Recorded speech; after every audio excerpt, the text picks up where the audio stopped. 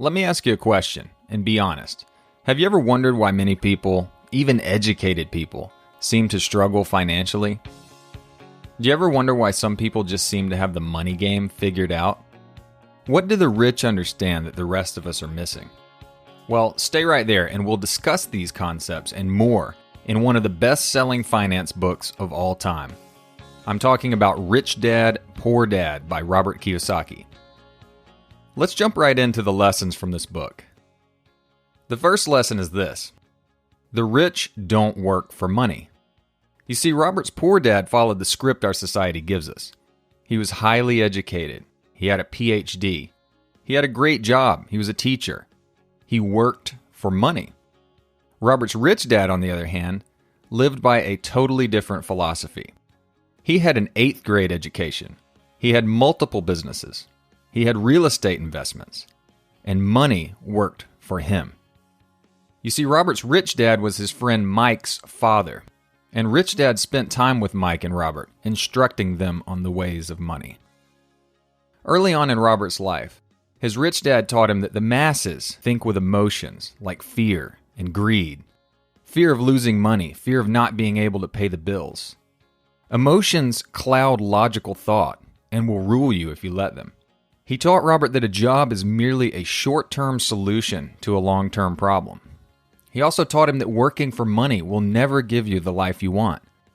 Thus, you should learn about money. Learn to spot opportunities. Learn to make money work for you. The next big lesson is this: learn the importance of financial literacy. Namely, you need to understand the difference between an asset and a liability. An asset puts money into your pocket. A liability, on the other hand, that takes money out of your pocket. The rich acquire assets. The rest acquire liabilities. Here's some examples of real assets.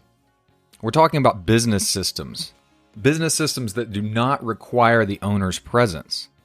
Intellectual property royalties, copyrights, patents, trade secrets, trademarks. When you listen to a song on Spotify, I want you to think cha-ching, because someone just collected a royalty from copyrights. Income-producing real estate. Are you paying rent right now? If so, someone is making money. How about liabilities? Let's talk about those. A house. I know what you're thinking. Everyone told me a house was my greatest asset. I know. But if you're living in it, you're paying for it. It's a liability. Money is leaving you, not coming into your bank account. A car. But they let you list this asset at the bank, right? It's an asset on the bank's books because it's a liability to you. What about a phone and other toys? We all know these are liabilities. For the purpose of this book, it certainly does not make you money. It does not bring money into your bank account. Thus, a phone is clearly a liability.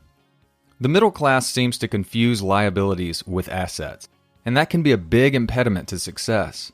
In fact, that's a big difference between the rich and everyone else. Let's talk about this some more. Here's how the poor spend their money. Income comes in and it goes right back out through expenses. Now let's talk about the middle class.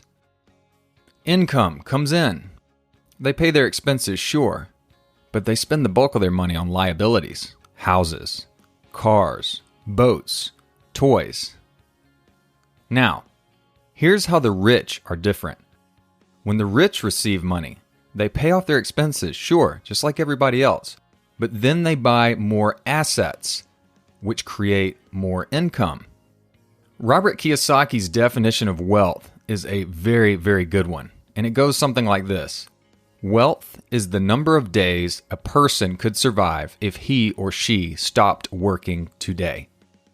Let's think about wealth in terms of passive income. That will be a theme throughout the rest of this book. Now, let's move on to the next lesson, which is this: mind your own business. The rich focus on their asset columns, while everyone else focuses on their income statements, and thus someone else's asset column. Mind your own business. Think about it. Ray Kroc, the founder of McDonald's, was famous for asking people, "What business do you think I'm in?" Of course, the average person would raise his or her hand and say, "You're in the hamburger business, Ray." To which he would reply, "No, I'm not. Actually, I'm in the real estate business." You see, McDonald's pays the bills with hamburgers, but it's rich, vastly rich, because of all of its real estate holdings. In fact, McDonald's is one of the biggest landowners in the country. You see, McDonald's buys a little piece of land and sits there and builds hamburgers for years while the city grows up around it. Now, that real estate is worth millions. Let's talk about the next lesson, which may be a little foreign to some people. Let's talk about leveraging the tax code and business entities to your advantage. You see, we didn't always have income tax. The 16th Amendment in 1913 made income tax permanent in America.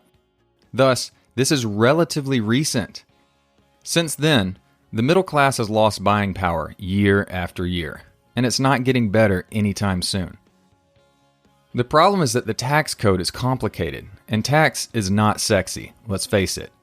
Few people know anything about taxes, and hardly any of us learn about taxes in high school or college. So, many people have no idea how to minimize their tax liability at the end of each fiscal year. They don't even know it's possible. Let's talk about business entities, like corporations and partnerships for a minute.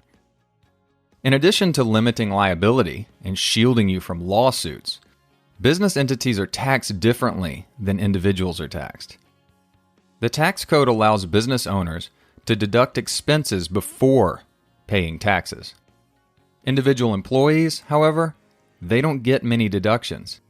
You see, individuals lose much of their money to taxes before they ever get their paycheck. So, when you think of taxes this way, leveraging taxes can be fun. It just takes a little bit of effort and curiosity to get out there and learn about our tax code. Let's talk about one of my favorite tax code sections that Robert Kiyosaki discussed in Rich Dad, Poor Dad. It's called the Section 1031 Exchange. It works something like this. Essentially, money from the sale of a property is not taxable if you reinvest it into another similar property within 6 months of the sale. Now, you have to go through a property identification process within 45 days or so, and you have to do some paperwork. But this code section can save you money. Let me explain. Say you buy a house, we'll call this House 1, for $100,000. The $100,000 is your basis in the property. Now, some time goes by, and you sell the same house for $200,000. As a result, you have a gain of $100,000. Now, you'd normally be taxed on that $100,000, the $100,000 over your basis in the property. However, Section 1031 comes in, and it allows you to reinvest that profit into a similar type of property, which the code refers to as a like-kind exchange. Now, as a result, you can defer paying taxes on that $100,000 of profit. So, here's what you do. You go and you buy a new house, House 2, for $250,000. You reinvest that $200,000 of proceeds from House 1, and you don't get taxed on the $100,000 of profit. Now, you won't be taxed on House 2 until you sell House 2 and pull your money out of that real estate. You see, if you reinvest the proceeds from House 2 into House 3, and House 3 is more expensive than House 2, well, you end up with the same situation where you don't pay taxes on the gain. And you can continue doing this indefinitely. However, once you pull the money out completely, then you will be taxed at any amount over your $100,000 basis. Are you interested in taxes now? Let's move on to the next lesson. The rich invent money. Now I know it sounds a little bit crazy, but we're not talking about counterfeiting here. Robert gives us great advice on how to invent money. First, your mind is your greatest asset. If you train it well, you can create wealth. However, without financial learning, none of the success business we're talking about is likely to happen.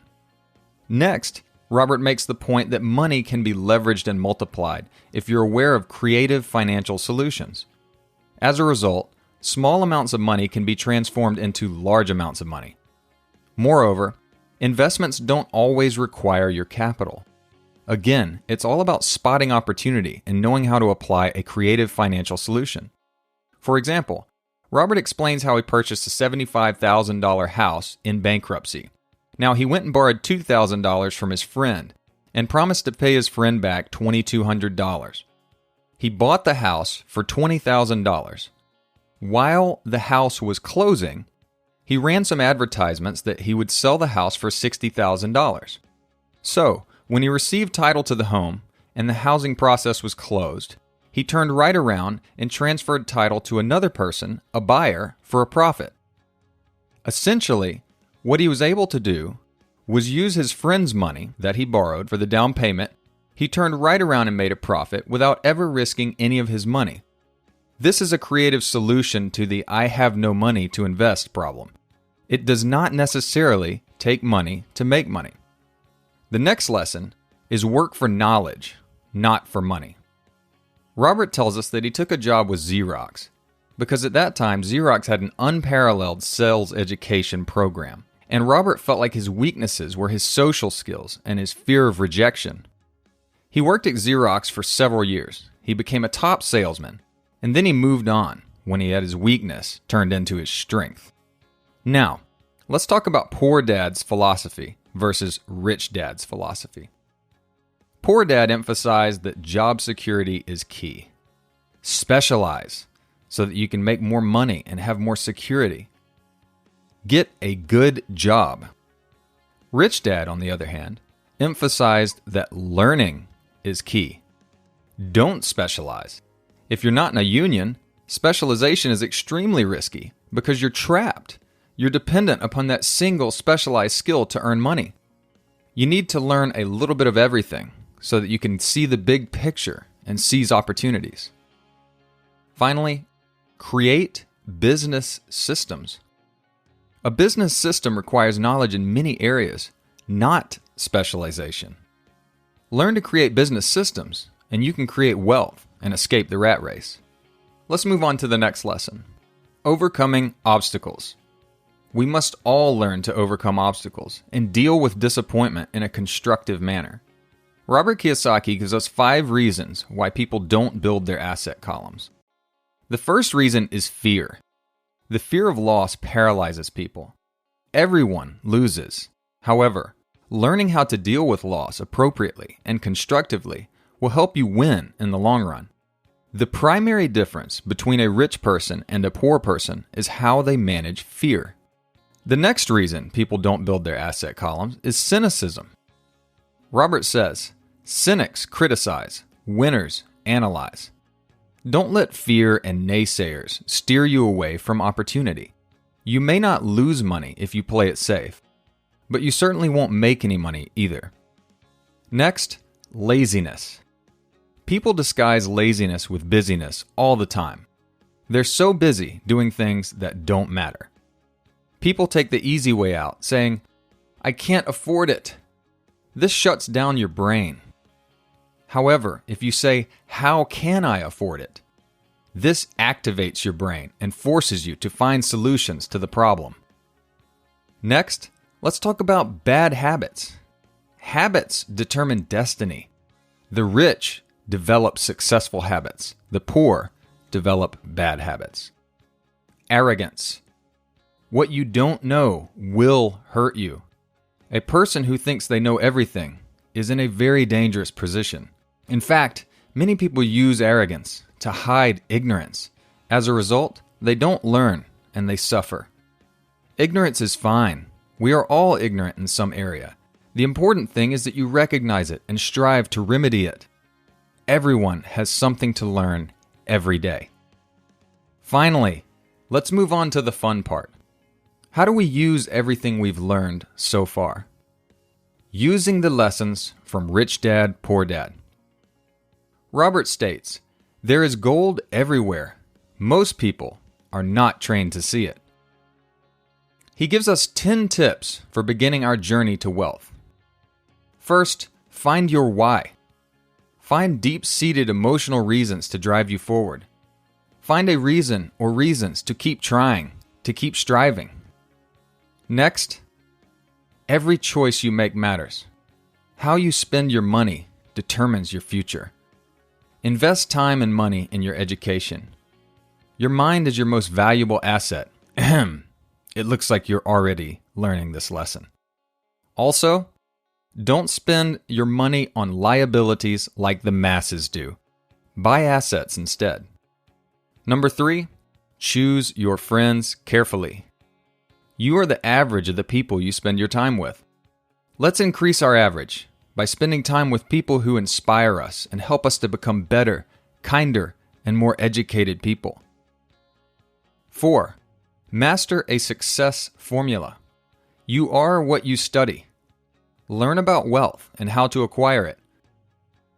Continue on this path, and you will discover wealth formulas that work for you. Next, let's talk about discipline. Learn self-discipline. Financially successful people have discipline. The poor and middle class, well, not so much. A lack of discipline will cause us unnecessary financial hardship. Next lesson, good advice is worth every single penny. Pay professionals well. Good advice is worth it. A good accountant, lawyer, or broker can make you millions of dollars. Number 7, learn how to get something for nothing. An important question to ask before investing is this: how do I get my money back out of this investment, and how soon will I get my money back? Buy luxuries with the proceeds from your assets. Don't buy luxuries, or doodads, as Robert calls them, until you can pay for them with the proceeds from your assets. Let your assets purchase your doodads. Find heroes to admire. Heroes drive us to succeed. Here are some heroes that Robert gives us. The heroes of finance and business: Warren Buffett, George Soros, Donald Trump, Peter Lynch, Jim Rogers. Now, in addition to the ones Robert named, I would like to add some more. Steve Jobs, Damon John, Barbara Corcoran, Oprah Winfrey, Laurie Grenier. Each hero you idolize has an important skill set that he or she has leveraged to create success. Teach others, give back, pay it forward. If you want something, learn to give first. Giving will change your mind and spirit. It will drive you to succeed. Rich Dad changed Robert Kiyosaki's life with his time, effort, and teaching. In turn, Robert wrote this book and changed your life and mine. We can all do the same for somebody else. Pay it forward. Finally, let's sum it all up and develop a plan of action for the next few days and weeks. Moving forward, assess where you are. Assess where you are right now. What is working? What is not working? Seek new knowledge and wisdom. You're doing that. But let's seek new knowledge and wisdom. Look for books, audiobooks, podcasts, anything like that on topics that interest you. Ideally, look for content on business and finance, content that can change your life. Seek mentors. Who has done what you would like to do? Reach out to them. Don't be scared to reach out to someone. You might be surprised at how eager some people are to help you if you only ask. Seize educational opportunities. Take classes, seminars, and online courses. Learn about real estate investing. Learn about business. Learn about sales. Identify some of your weaknesses and fix them. Start making offers. If you're serious about real estate and real estate investing, get out there and make some offers. Someone might say yes. Regardless, you are sure to learn something. Study a geographical area. Again, assuming you're interested in investing in real estate, Visit neighborhoods and study markets. You'll notice change. You'll notice for sale signs, and you'll be able to seize opportunities. Look for bargains. Money is made in the buying, not always in the selling. Look for buyers first, then look for sellers. If you can have a property sold before you buy it, your risk is zero. Think big. Economies of scale applies to everything. Volume buyers get better prices. Learn from history. Things change, but patterns repeat. Action is better than inaction. Action is always better than inaction. Do stuff. Take action. At worst, you'll fail and you'll learn something. At best, you'll achieve your dreams. Well, e-learners, I don't want this to end, but it must, at least for now. Thank you for joining me on a Let's Learn of Rich Dad, Poor Dad by Robert Kiyosaki. See you soon.